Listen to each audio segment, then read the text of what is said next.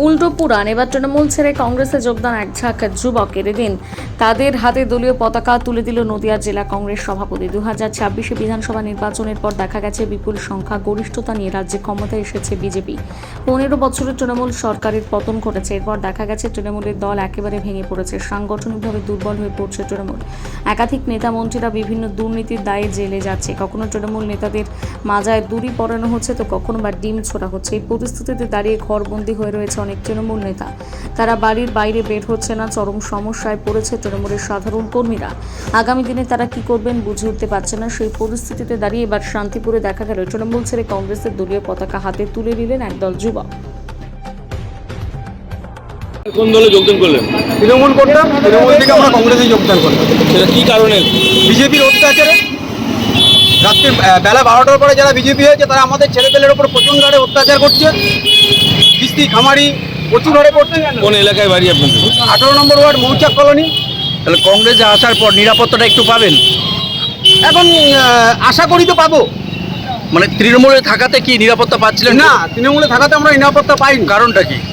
কারণ আমরা আমাদেরকে যারা বেলা 12টার পরে বিজেপি হয়েছে এরা এরকম অত্যাচার করছে। এই কারণে বাড়িতে তো বউ বাল বাচ্চা সবাইকে নিয়ে থাকতে হয়। এই কারণে আমরা কংগ্রেসে যোগদান করলাম। এর আগে কি সরাসরি তৃণমূল করতেন নাকি তার আগে কংগ্রেস করতেন? না, আগে কংগ্রেস করতাম, তারপরে তৃণমূল করছি। যেদিন অজয়দের তৃণমূল হয়েছে সেদিনকে আমরা সবাই তৃণমূল হয়েছিলাম। আপনার ওয়ার্ডেই তো শহর সভাপতিরও বাড়ি, ওয়ার্ড শুধু তৃণমূলের শহর সভাপতি যিনি ছিলেন তিনিও কি নিরাপত্তা দিতে পারছেন না আপনাদের? আমাদেরকে কেউ নিরাপত্তা দিতে পারছে না বলেই তো আমরা যে কংগ্রেসের হাত ধরছি। কতজন যোগদান করলেন আজকে? মোটামুটি 10-15 জন। কোন কোন এলাকা থেকে? সব 18 নম্বর ওয়ার্ড। আগামী দিনে তাহলে কি সংখ্যাটা আরো বাড়বে আপনাদের? সংখ্যা আরো বৃহত্তম বাড়বে। অনেকে আসতে ভয় পাচ্ছে। হ্যাঁ, অনেকে আসতে ভয় পাচ্ছে, কারণ তাদেরকে পুলিশ দিয়ে ডিস্টার্ব। কি নাম আপনার? আমার নাম গোবিন্দ ব্যানার্জি। শান্তিপুরে কি কারণে? আজকে বিধানচন্দ্র রায়ের জন্মদিন।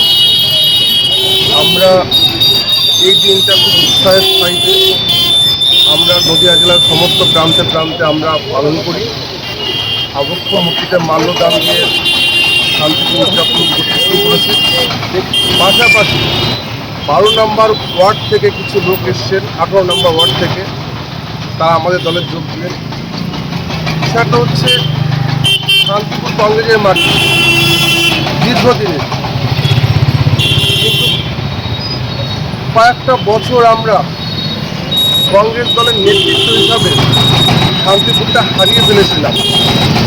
এই যে তৃণমূলের যারা শান্তিপুর মাটিটাকে গ্রহণ করেছিল অশান্তির বাতাবরণ দিয়ে, আজকে তারা তাদের ভুল বুঝতে পেরেছে।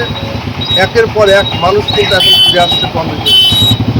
আমরা বলতে চাই, নদিয়া নয়, শুধু সারা ওয়েস্ট বেঙ্গলের রূপকারকে ডক্টর বিধানচন্দ্র রায়। আজকের দিনে দাঁড়িয়ে বিজেপির গভর্নমেন্ট ক্ষমতায় এসে তারাও স্বীকার করছেন ওয়েস্ট বেঙ্গলের রূপকার বিধানচন্দ্র রায়। আমরা বিধানচন্দ্র রায় বলি না, আমরা বলি কংগ্রেস দল। যেই দল সোনার বাংলা উপহার ছিল, সেই দল আজকে প্রায় 50 বছর বৈষ্ণব হতে হতে ওয়েস্ট বেঙ্গলের শেষ প্রান্তে।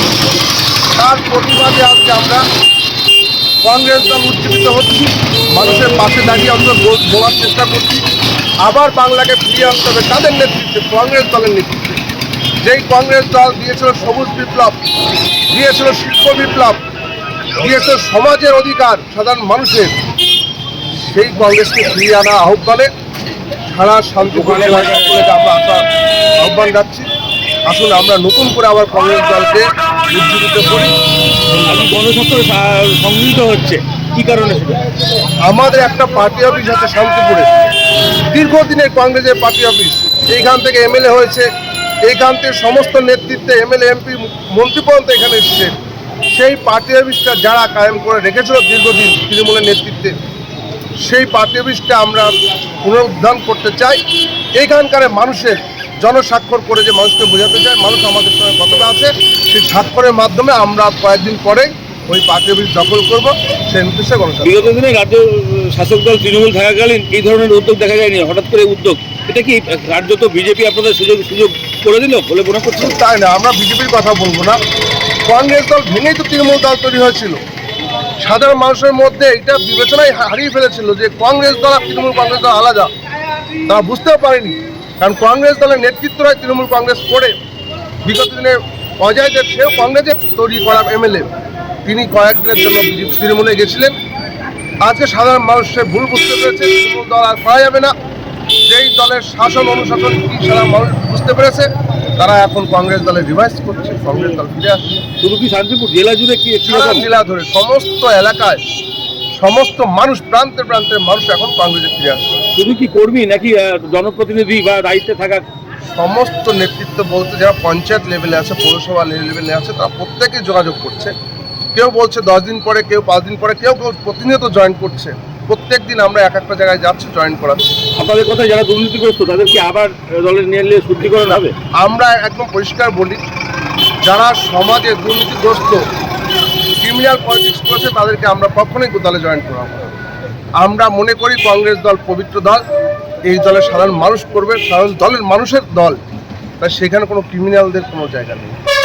নাম পরিচয়? নিত্যগোপাল মণ্ডল, নদিয়া জেলা কংগ্রেস সভাপতি।